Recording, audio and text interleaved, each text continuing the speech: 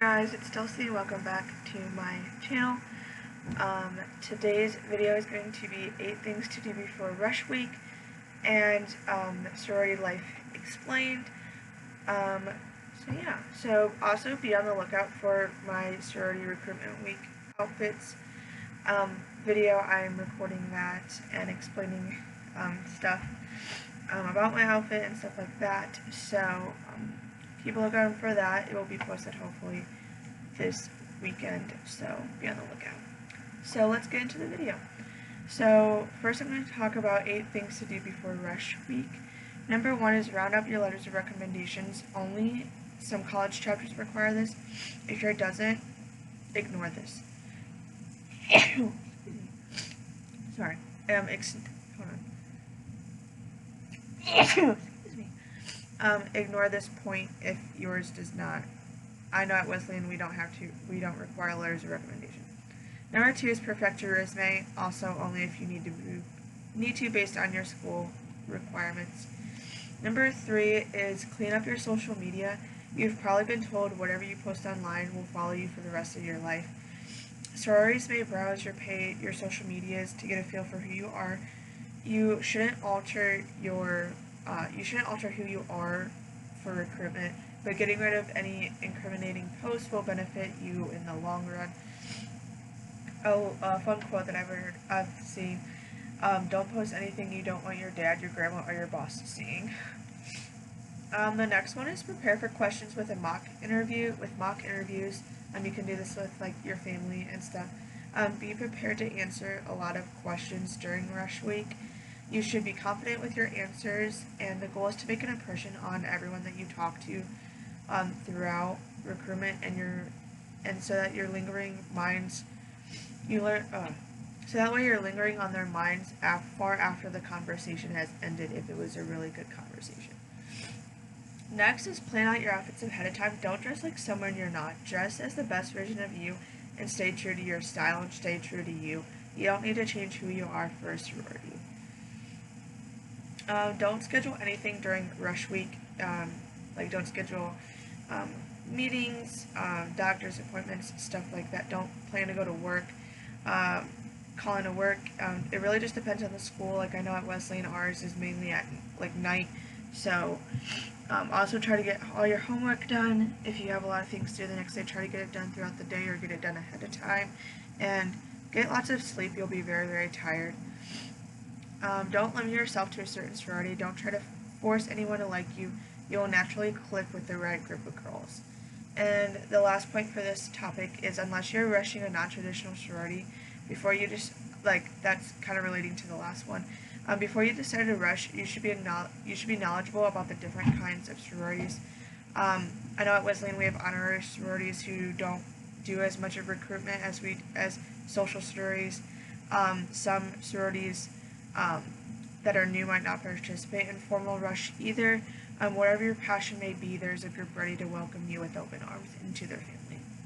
So now I'm going to kind of explain sorority life. So sorority recruitment, every campus has different structures for recruitment.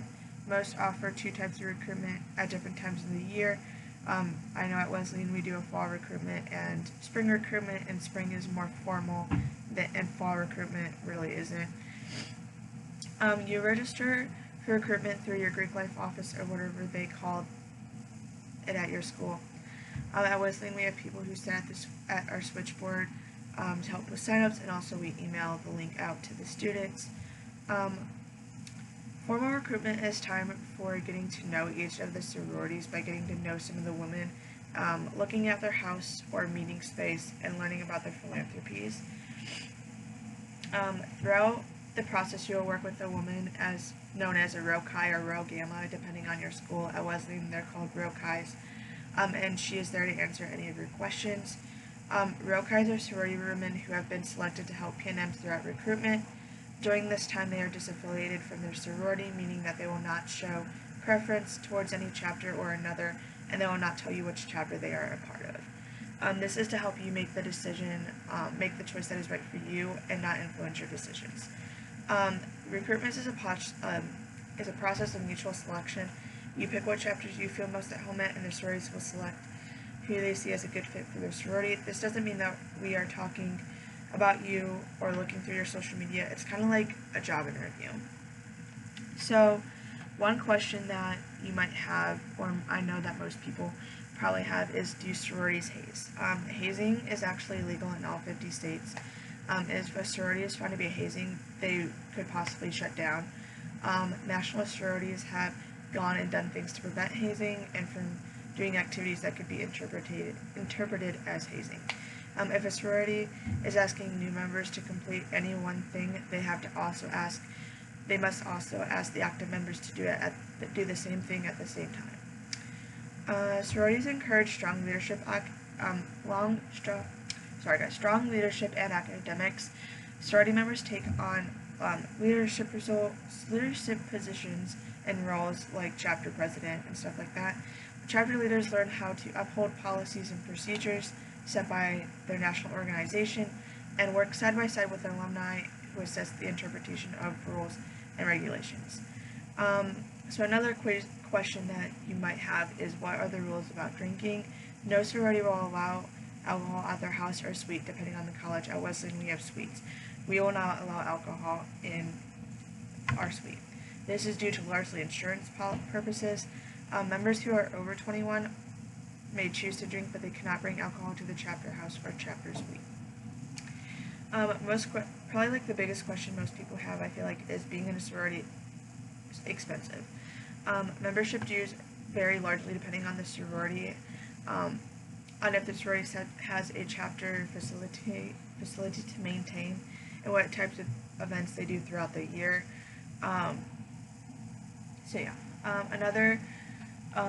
The last kind of thing I'm going to talk about is what are the benefits of being in a sorority, and it's a great opportunity for finding a group of friends with a shared purpose. Everyone in a sorority has an understanding of why they are in that specific group, to fulfill the mission of the larger organization, hold themselves and others accountable, and grow and develop as young women. Sororities help fundraise for nonprofit organizations. At my sorority, we work with our parish house.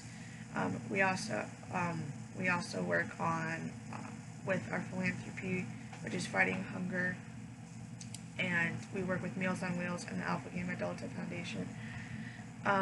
Memberships in a sorority teaches time management and helps you learn new skills you may otherwise not experience until your first job outside of college. So, I hope this helped you guys a little bit. There'll be more videos like for the rest of this week and into next week that will be talking about sororities and like a few helpful tips. So I hope you guys enjoyed this video, and I will see you guys in my next video.